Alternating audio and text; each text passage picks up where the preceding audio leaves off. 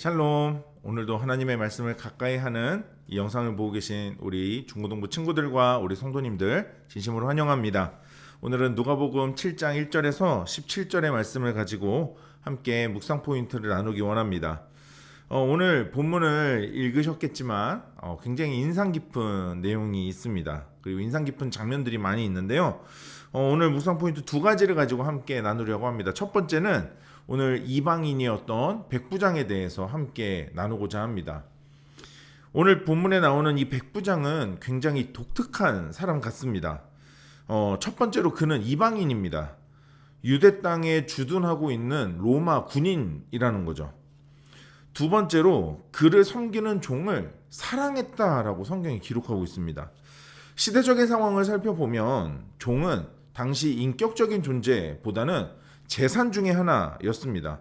그리고 도구였습니다. 그런데 그런 존재인 종을 사랑했다라고 하는 이 백부장의 모습 속에 평소 그의 성품 그리고 그의 인성을 볼 수 있는 것 같습니다. 먼저는 이런 백부장의 모습이 오늘 하루 많은 사람을 만나고 대해야 하는 우리 성도님들, 우리 중고등부 친구들의 모습이길 축복합니다. 세 번째로 이 백부장은요, 유대인들에게 아주 호의적인 사람이었던 것 같습니다. 오늘 본문 5절 말씀 보니까 그가 우리 민족을 사랑하고 또한 우리를 위하여 회당을 지었나이다 하니, 오늘 문제가 생긴 이 백부장을 위해 유대의 장로들이 예수님께 와서 하는 이야기예요. 우리 민족을 그가 사랑한다. 그리고 우리를 위해 회당을 지어줬다라는 거죠. 그래서 많은 유대인들의 인정을 받고 이렇게 어려운 상황에 도리어 유대인들의 도움을 받고 있는 것입니다. 이런 일상과 성품을 가진 이 백부장은 오늘 사랑하는 종이 병들어 죽게 되자 예수님을 찾습니다. 아마 이 백부장은 예수님에 대해서 잘 알았을 거고 이 예수님에 대한 믿음이 있었던 것 같습니다. 그렇다면 누구보다 예수님을 가까이 하고 싶고 예수님을 만나고 싶었을 것입니다. 하지만 오늘 백부장은 사람들을 통해 말하고 있는 이 말 속에 참 의아한 것이 또 하나 있어요. 바로 6절에서 8절 말씀입니다. 예수께서 함께 가실새 이에 그 집이 멀지 아니하여 백부장이 벗들을 보내어 이르되 주여 수고하지 마옵소서 내 집에 들어오심을 나는 감당하지 못하겠나이다.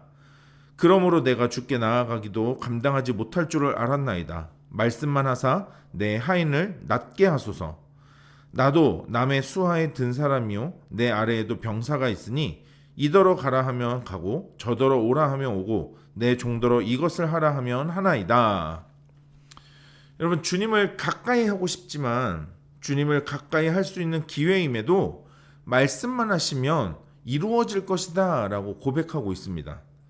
이것은 예수님을 주인이라고 고백하면서 지금 예수님의 그 위대하심을 인정하고 있는 고백입니다. 그리고 그분에 대한 존경을 표시하는 고백입니다. 자신이 장교로서 휘하에 있는 부하의 병사들 그리고 자신의 상급자가 자신에게 명령할 때 그 명령에 따라 움직여야 한다는 사실을 유비적인 근거, 그러니까 비슷한 모습을 근거로 오늘 표현하고 있는 것이죠. 말씀만 하시면 내 종이 나을 것입니다. 내가 부하들에게 명령하는 것처럼 내 상급자가 나에게 명령하는 것처럼 그렇게 해 하면 내가 하는 것처럼 또 그것이 되는 것처럼 예수님, 당신이 나의 주인이시고 당신이 말씀하시면 내 종이 나을 것입니다 라고 말하는 거예요. 예수님께서는 이런 백부장의 믿음의 중심과 믿음의 태도를 보십니다. 그리고 9절에서 이렇게 칭찬을 하십니다.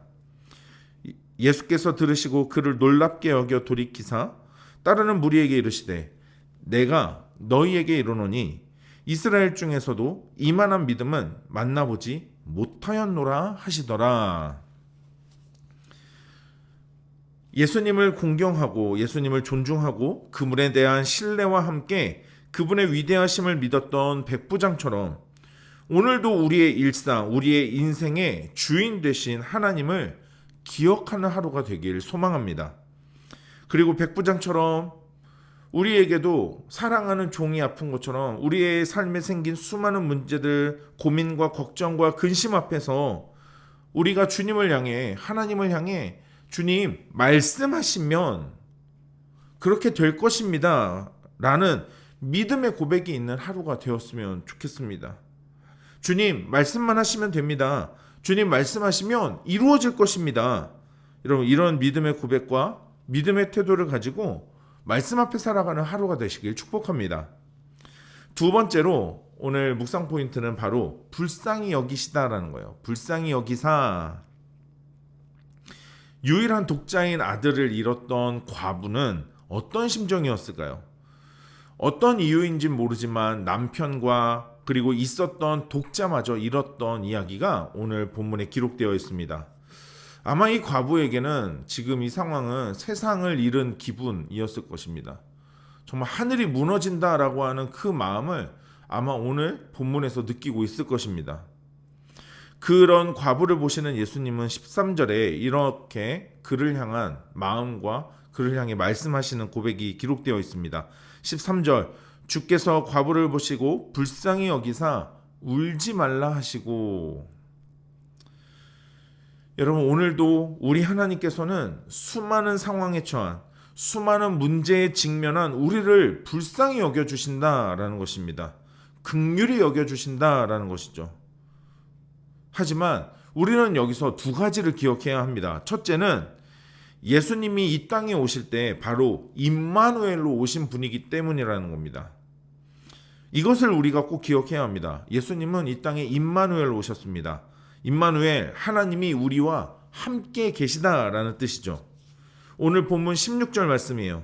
모든 사람이 두려워하며 하나님께 영광 돌려 이르되 큰 선지자가 우리 가운데 일어나셨다 하고 또 하나님께서 자기 백성을 돌보셨다 하더라. 오늘 이 사건, 이 과부의 아들을 부활시켜 주신 예수님의 그 행위를 보고 사람들이 하는 이야기입니다. 하나님이 자기 백성을, 주께서 자기 백성을 돌보셨다라고 사람들이 이야기했다라는 거죠. 함께 하시는 하나님께서, 임마누엘이신 그분께서 오늘도 우리의 일상에서 주님께서 우리를 돌보아 주고 계십니다. 우리의 여러 상황과 형편 가운데서도 우리를 돌보시는 은혜로 함께 하신다라는 거죠.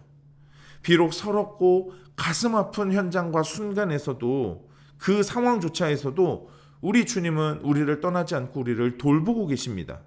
우리의 눈물을 보시며 우리를 불쌍히 여기셔서 울지 말라라고 위로해 주고 계세요. 우리가 여기서 두 번째로 기억해야 할 것은 단순히 우리를 불쌍히 여기고 계시는 것이 아니라는 것입니다. 그냥 어이구 그래 힘들었어 이렇게 하시는 것이 아니라 우리의 입술을 통해 영광 받기 원하신다라는 거죠. 오늘 읽었던 16절의 말씀을 다시 한번 보시기 바랍니다. 오늘 사람들은 이렇게 이야기하고 있어요. 이 모든 사람이 두려워하며 하나님께 영광을 돌려 이르되. 그 상황을 보면서 사람들은 하나님께 영광을 돌렸다라고 기록하고 있습니다.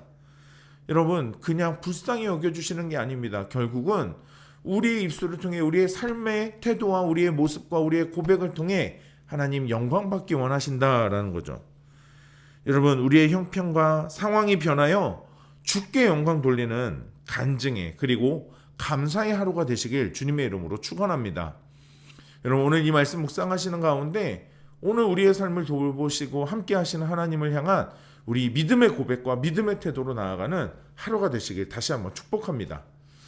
여러분, 오늘 읽었던 말씀 다시 한번 깊이 묵상해 보시면서 나에게 주시는 하나님의 마음과 하나님의 음성을 기록해 보시고 그리고 결단하는 시간 우리 갖도록 하겠습니다.